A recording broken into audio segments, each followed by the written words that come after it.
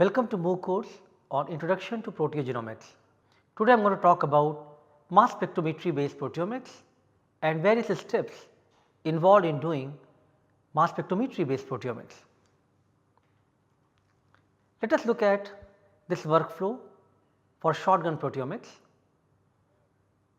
You have prepared the protein sample and now you want to analyze using mass spectrometry for protein identification or quantification. Very first step, you would like to do the protein digestion using enzymes like trypsin. Now proteins have been digested and form peptides. These peptides are separated using HPLC and then samples are ionized using ionization source like electron spray ionization, from which these ions are now moving inside the mass analyzer, and then you are generating these chromatogram based on the m by z values. You are using this information to search the databases and then performing the protein identification. That is a nutshell of shotgun proteomics workflow. Let us now go one by one. First, you want to know that how much protein you have from the given sample. So, you need to perform the protein quantification. You can choose different methods of protein quantification, but in the lab session we are going to show you Bradford quantification. Let us have this lab session. So now we have a bacterial lysate which we are going to quantify for how much protein is present inside the sample. So for that what we are going to do, we are going to perform a Bradford assay where I have taken different dilutions which is 0, 2, 4. Similarly I have taken 6, 8 and 10 also, but I am just showing 3. So what we have to do, we have to add BSA which I have taken 2 mg per ml stock, and I have added 1 microliter, 2 microliter, 3, 4 and 5 microliter for different dilutions, and then I had added 1 ml of Bradford reagent. So this is 0 where I have not added any protein, I am just going to add Bradford reagent. Similarly I will be adding, means I have already added in different dilutions, and then after adding we have to incubate it in the dark for 15 minutes, and after incubation then you have to take for 0. All these steps which I have done for standard, I have also done it for the sample which I have taken again 2 microliter and then similarly processed with 1 ml of Bradford reagent and incubated for 15 minutes in the dark. So now we have to take the readings. So this is the photospectrometer which we are going to use today. So this is for the Bradford's assay, that is why we are setting it at 595 nanometers.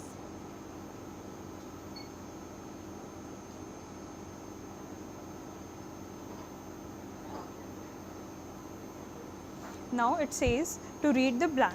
So we are going to use this cuvette, and here this portion, as you can see there are 2 different faces. So we are going to use this face towards this arrow. Now after placing it, we will close it and press read blank, because this is the blank where no protein is present, only Bradford's reagent is there. Similarly we are going to take the reading for 2, 4, 6, 8 and 10 also, followed by sample. Now I will show you, I am not going to show all the steps. Now I am going to show you how you can plot the graph of by using these standards, and then you can calculate the value of the unknown protein which you want to calculate. So we have already made a table for the readings for this, as this is 0 microgram where no BSA was added, only Bradford reagent was there. Here this is 2 microgram per microliter, 4 microgram per microliter, 6, 8 and 10. Similar for these are the following readings, and then what we have done, we have plotted a graph by using these values, and we can see that the R square, that is regression coefficient, is equal to 0.99, which is reliable. Now we will take the absorbance of the unknown sample which is approximately 0.16. Now we will put this value in this equation which is shown here on the right hand side. Now what is this? This is our value for y axis. After substituting the value of y, we will be able to find the value of x, which we have got here as the concentration of the protein. Now you have quantified your protein and you are ready for the next steps. But before we proceed for the next steps, let us quickly recap what we are going to do in today's workflow of mass spectrometry based proteomics. I will try to give you again the recap of how a mass spec look, how we are going to run the samples and their visualization, and finally data analysis and interpretation. Let us now walk through the steps involved in a mass spectrometry based proteomics experiment. First thing, you have done the protein quantification. It is also a good idea to do the protein quality check using SDS page gel. Here you will get an idea that how good the protein pattern is. If the protein is degraded or you are only having bias of a given protein, only the high abundant proteins are being seen on the gel, I think that sample prep is not good. So, you need to first do a visualization on the SDS page gel and make sure that you are able to represent all type of proteins on the gel from the low molecular weight to high molecular weight. They are all very well distributed on the given gel, and then now these samples looks good, your quantification looks good. Now you are ready for the next step. So, once you are ready for the proceeding for the proteomics mass spectrometry based workflow, then you would like to do the protein digestion. One could use either in gel digestion or in solution digestion.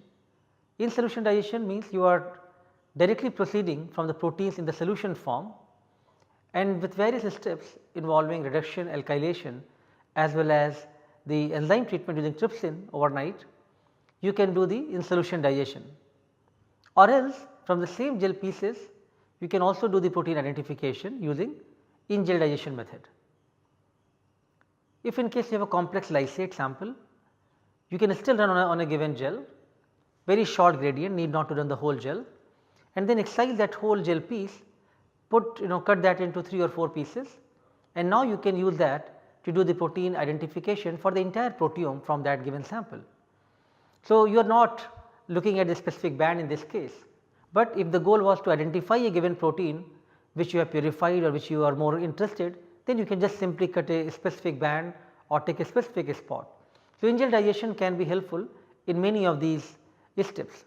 You will first do the lysate preparation, then do the reduction step using dithiothiotol. You do not want it to have the reoxidation step to again happen, so you treat that with isoacetylamide or IAA, and then proceed for the trypsin digestion, so that proteins can be chopped down to the peptides. Let us now have the lab session where you will get more idea for the protocol used for doing in gel digestion. So now after running the SDS page, now you have to stain and destain the gel so that the protein profile can be seen on the gel. So for that we have already stained and destained the gel. You can see that this is the ladder and these are the different samples which we had run, and here we are interested in all these 4 bands. So now we have to excise the band, and then I will show you how we can proceed with in gel digestion, and then we can subject it to mass spectrometry to identify the protein which is present in the particular band. Now we have taken the gel here in the laminar airflow, and we have taken the excision tubes in which we are going to cut the bands and keep the bands. So now let us see how to cut the bands. So we are interested in this thick band, so I am cutting this.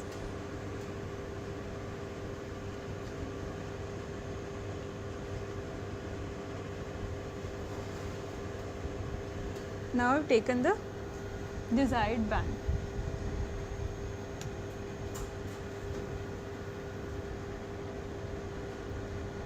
We can further chop down this band and make it into smaller pieces, which I have already done and kept for you. So you can see that we have to chop it fine so that all the reagents which we are going to treat it with will be able to act properly on the gel pieces. So for processing the band for in gel digestion by using trypsin, we require these following solvents. Solution A includes acetonitrile and ammonium bicarbonate in 2:1 ratio. then ammonium bicarbonate, then IAA, that is iodoacetaamide, and the last one is DTT. So now first of all we will add ABC to the excised band,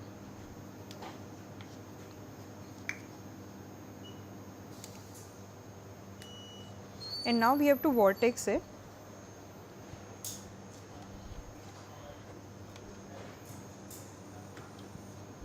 For 10 minutes, but I am just going to show you the steps, that is why I am not keeping it for 10 minutes. Then we have to give it a short spin.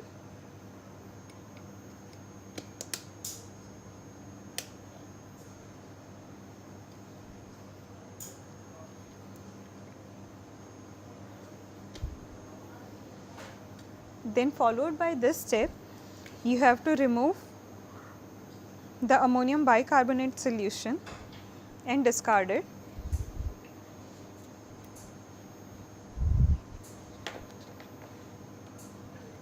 Then add solution A, which is the mix of acetonitrile and ABC.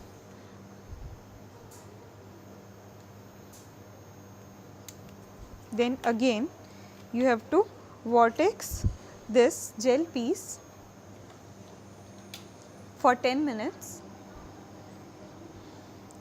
followed by a short spin.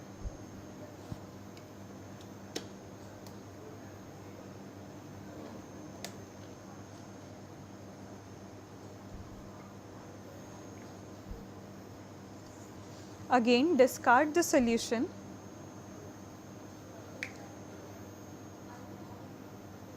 and follow this step for 3 to 4 times. Then after you have washed the gel pieces, then you have to reduce, then you have to add the reducing agent, that is DTT, so that all the disulfide bonds can be reduced. So now we are going to add DTT. So this is the DTT.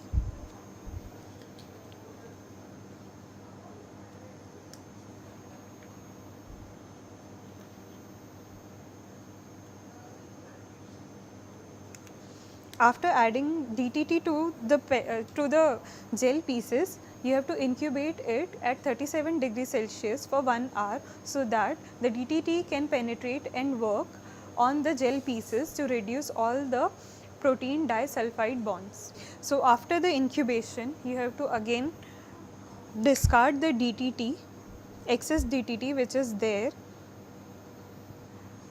and give the wash by using ABC and solution A. And after giving a wash by using ABC and solution A, you have to add iodoacetamide, which is light sensitive, hence we have covered it with aluminum. After adding this, we have to incubate it in the dark for half hour. So after adding this IAA, you have to incubate it in the dark for 10 minutes. After incubation, then you have to remove the IAA and again wash the gel pellets by using ABC and solution A. Once you are done with washing steps, then you have to add trypsin to the gel pieces .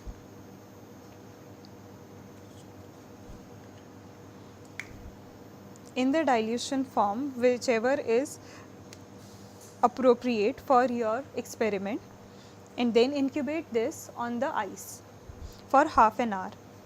Incubation is done on the ice so that the trypsin can penetrate inside the gel pieces and can reach the proteins to convert it into the peptides. Now once the incubation is over, then you have to submerge the gel pieces by using ABC, so that the gel pieces are not dried up completely before the action of trypsin is done. So we have submerged the pieces by using ABC, and now we can incubate this at 37 degrees Celsius for 16 hours, so that the trypsin, which has already gone inside the gel pieces, can start working at its optimal temperature. Once the incubation for trypsin digestion is over, then you collect the supernatant part in a fresh vial. Then you further extract by using different concentration of acetonitrile to extract the peptides from the gel pieces. So, here I have used 40%, 80% and 100% ACN to extract the peptides out of the gel. So, now I am showing you the last step how we do this. So, you take 100% ACN, add to the gel pieces and again vortex it for 10 minutes. Once you vortex it for 10 minutes, then you have to again give it a short spin.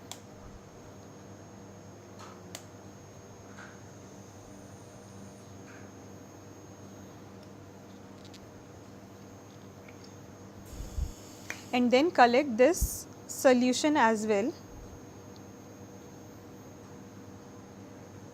to your peptides. Now you have got the peptides in the fresh tube which you have taken, and now you have to dry this solution so that you only have the dried peptides, which you can store for a longer duration like 6 months or more, so that you can use it whenever it is required. Alright, so now you have done the in-gel digestion. Now you are ready for proceeding for the mass spectrometry based experiment, but it is a good idea you should clean up your peptides and quantify them to make sure that you know how much exact peptide you have before you go for loading in the mass spectrometer. You should not overload the peptide because otherwise it is going to clog the column. You should make sure the sample is clean with the salt removed, otherwise again it will affect the column, it may block the column. Or you should not have the quantification errors, because if you need to compare two samples you should load equal amount.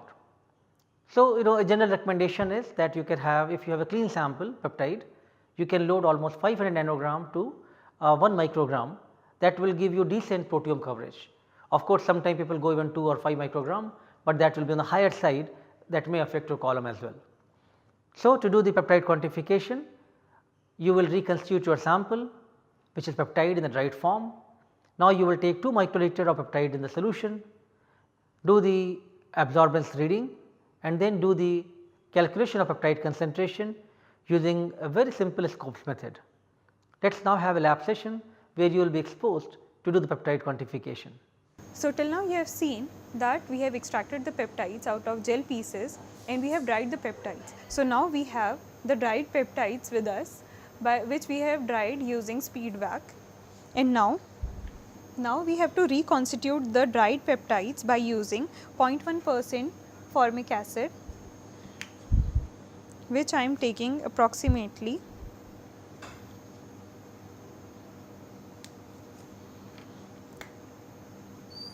20 microliter, and then you have to reconstitute it by performing vortex.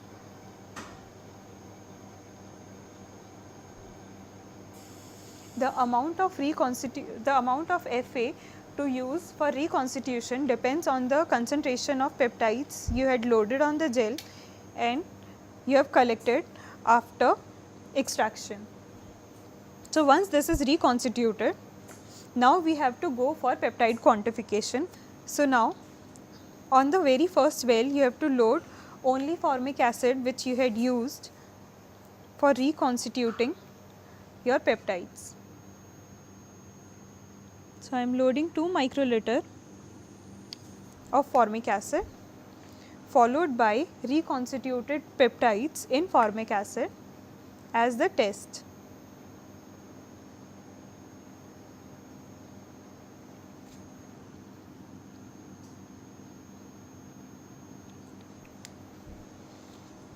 Now, we have loaded the sample on this. Now, we can cover this.